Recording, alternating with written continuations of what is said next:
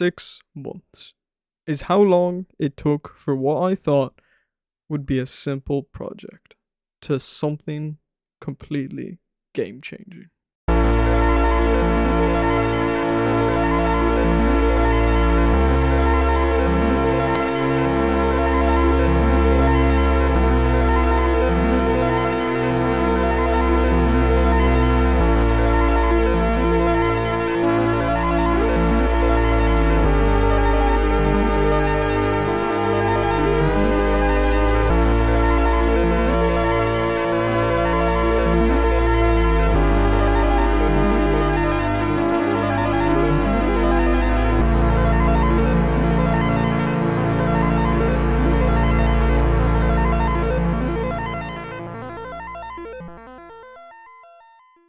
Now, before I show off the process I had to go through to make this map, I have to take you back in time when I first started this project. The goal for this puzzle map wasn't to make something crazy, just a simple map that would take someone around 30 minutes to beat.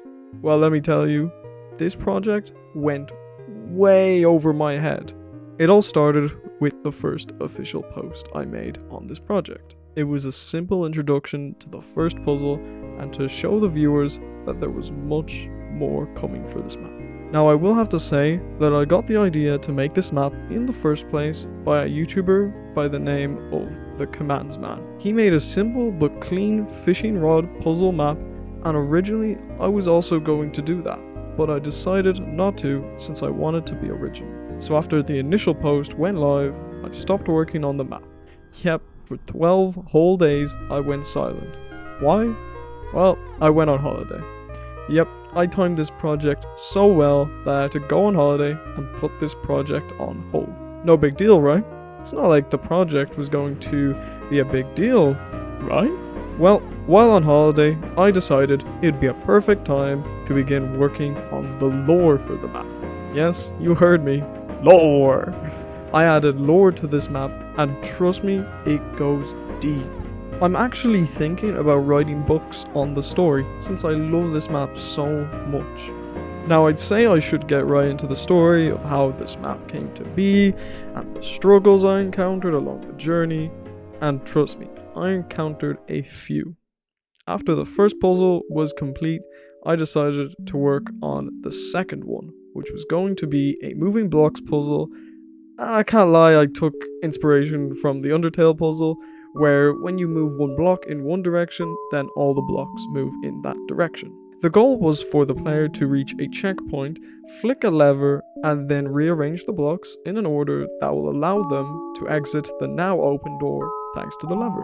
This was actually the first time I went live for this project and built the entire puzzle live. Don't worry, I did that quite a few times in the future. The next puzzle was also inspired by Undertale, and it's the ice moving puzzle. See, in Undertale, whenever you move in a direction on the ice, you'd keep moving, kinda like you're sliding along the ice, but if you touch a non-ice block, well then you'll stop sliding, and when touching said block, it'll change. The key thing about this puzzle is if you touch the block that you previously were on, it'll swap back to its original block. So the player must try and find the correct path they must take in order to complete the puzzle. Also, if you fall off, you'll get a cool little dialogue option, but I won't spoil it for you. Oh, but what's that in the darkness, huh?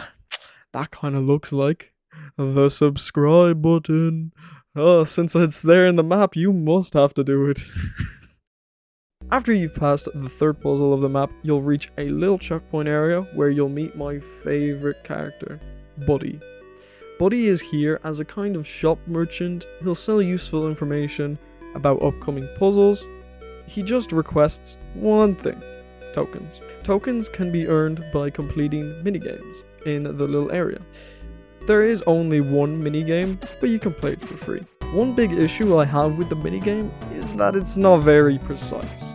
If you thought you hit a target, but it didn't count, that's probably because the command mechanics I did for this minigame aren't the greatest. Speaking of commands, did you know that 95% of this map is using commands for its base mechanics?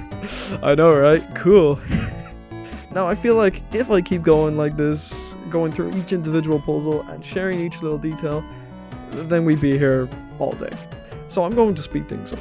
The fourth puzzle is a music puzzle. You must copy the beat that is shown and played to you. Each note block has its own unique beat and color. The fifth puzzle is a parkour puzzle. But you may be asking yourself, where's the parkour? Well, little child, here it is. In this little chest, there's some blocks and a reset item.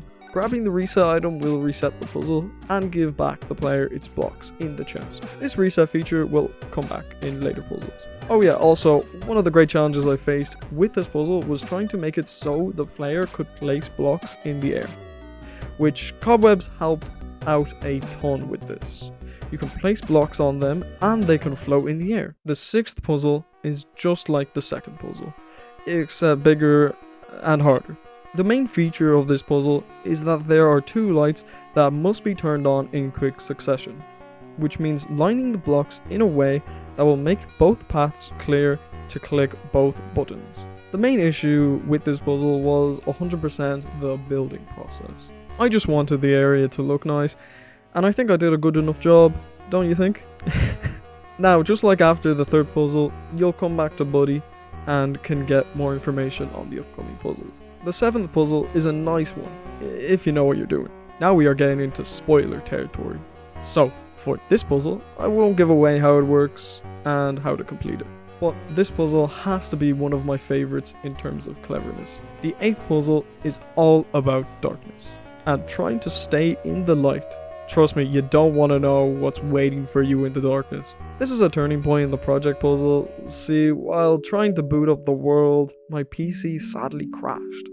I had logged on to the world and found it completely gone. Now, not all was lost. Luckily, I had made a copy of the world 10 days prior, which did mean I lost 10 days worth of progress, but also the loss of the 8th and a little bit of the 9th puzzle. So I decided to stream myself rebuilding the 8th puzzle and then another stream building the area for the 9th puzzle. It was really annoying that I had to deal with the loss of the 10 days of progress, but I moved past it and I also kind of improved upon the 8th puzzle. Now at this point, I'm not going to show you the rest of the map. That's up to you to do so. Trust me, the ending of this map is a cinematic masterpiece. I even made a starting cinematic, which I'll show a little snippet of at the end. This map was one of my biggest and honestly funniest experiences ever. Even though I had some lows, I had a lot more highs, and I want to give a huge shout out to the voice actors that I had for this project. There were only two, Monkey-chan and Cosmos. Monkey actually voiced the wife and one of the workers you'll see in the starting cinematic, and Cosmos voices Buddy. It's been a pleasure working on this and sharing the journey with you all. The map is available to download in the description, and you can even check out the trailer for the map, which will be out by the time this premiere ends. Thank you all for being a part of history, and who knows where the story of Project Trials will go. I guess you'll just have to wait and see. Button.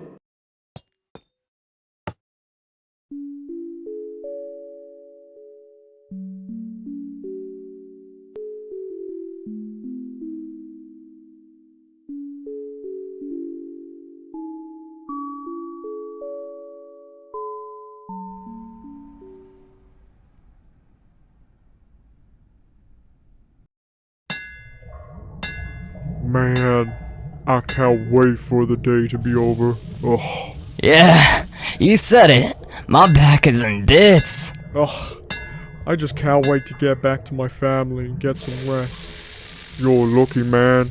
All I got waiting for me is some steamy mush. Amen to that, brother.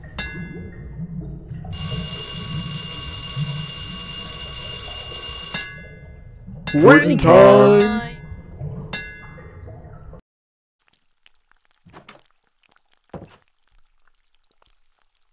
Ugh, such a long day. That bad, huh? Ugh, you have no idea. I'm going upstairs to say goodnight to Sammy.